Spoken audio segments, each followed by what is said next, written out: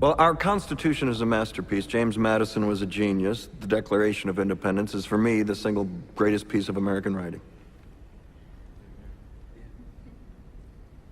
You don't look satisfied.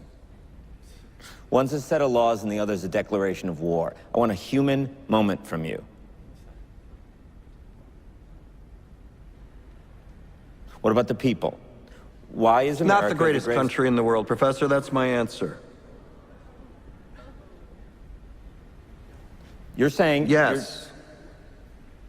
Let's talk about... Fine. Sharon, the NEA is a loser. Yeah, it accounts for a penny out of our paycheck, but he gets to hit you with it anytime he wants. It doesn't cost money. It costs votes. It costs airtime and column inches. You know why people don't like liberals? Because they lose. If liberals are so fucking smart, how come they lose so goddamn always? Hey. And with a straight face, you're gonna tell students that America is so star-spangled awesome that we're the only ones in the world who have freedom? Canada has freedom. Japan has freedom.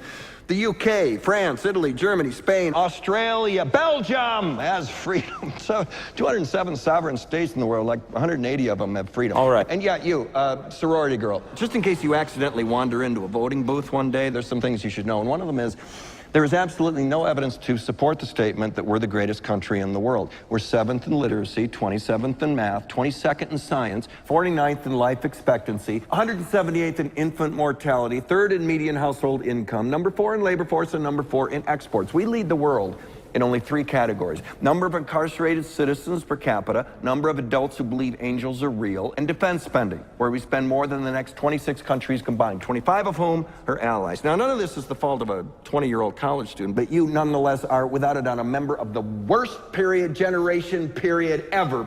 So when you ask what makes us the greatest country in the world, I don't know what the fuck you're talking about. Yosemite?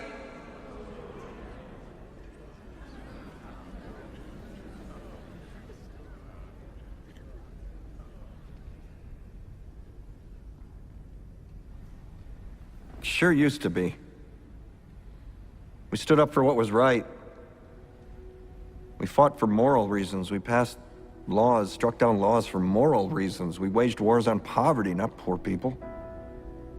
We sacrificed. We cared about our neighbors. We put our money where our mouths were, and we never beat our chest. We built great big things, made ungodly technological advances, explored the universe, cured diseases, and we cultivated the world's greatest artists and the world's greatest economy. We reached for the stars, acted like men. We aspired to intelligence. We didn't belittle it. It didn't make us feel inferior. We didn't identify ourselves by who we voted for in the last election, and we didn't scare so easy.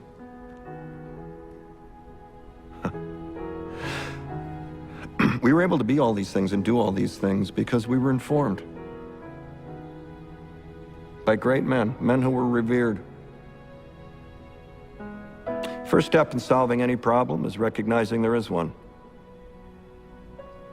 America is not the greatest country in the world anymore.